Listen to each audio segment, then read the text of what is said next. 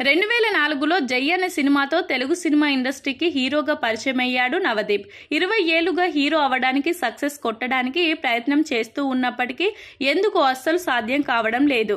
తాజాగా లవ్ మౌలి అనే పేరుతో హీరోగా తన అదృష్టాన్ని పరీక్షించుకున్నా అది దారుణంగా డిజాస్టర్ ఫలితాన్ని చూపించింది.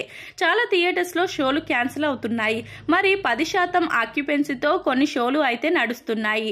నిజానికి బోల్డ్ అంత టాలెంట్ ఉంది నవదీప్ కి. కానీ కేవలం ప్లే గానే ఇండస్ట్రీలో మిగిలిపోతున్నాడు. నవదీప్ పేరు చెప్పగానే అందరికీ గుర్తుకు వచ్చేది కేవలం చందమామ సినిమా మాత్రమే. ఈ 20 ఏళ్లలో చందమామ తర్వాత మరో గుర్తించదగ్గ సినిమాలో అతడు కనిపించలేదు. కాకుండా క్యారెక్టర్ ఆర్టిస్టుగా ధృవ, ఆపరేషన్ వ్యాలంటైన్, ఆర్య వంటి సినిమాలో కనిపించాడు. కానీ అవేమి అతడికి పెద్ద యూజ్ అవ్వలేదు. ఇంకా హీరోగా ఏదో సాధించాలనే తపనతో కనిపిస్తున్నప్పటికీ సరైన స్క్రిప్ట్ లేకపోవడం లవ్ మౌలి విషయంలో పెద్ద ఓటమి అని చెప్పుకోవచ్చు. ఇందులో రానా కూడా గెస్ట్ రోల్లో ఉన్నప్పటికీ పరువు పోగొట్టుకున్నాడు గాని సినిమాకి ఏమాత్రం ఉపయోగపడలేకపోయాడు. నిజానికి నవదీప్ మంచి అందగాడు, మంచి నటుడు, అలాగే హోస్ట్ గా కూడా అనేక షోలకు పనిచేస్తున్నాడు. బిగ్ బాస్ లాంటి రియాలిటీ షోలో కూడా పాల్గొన్నారు.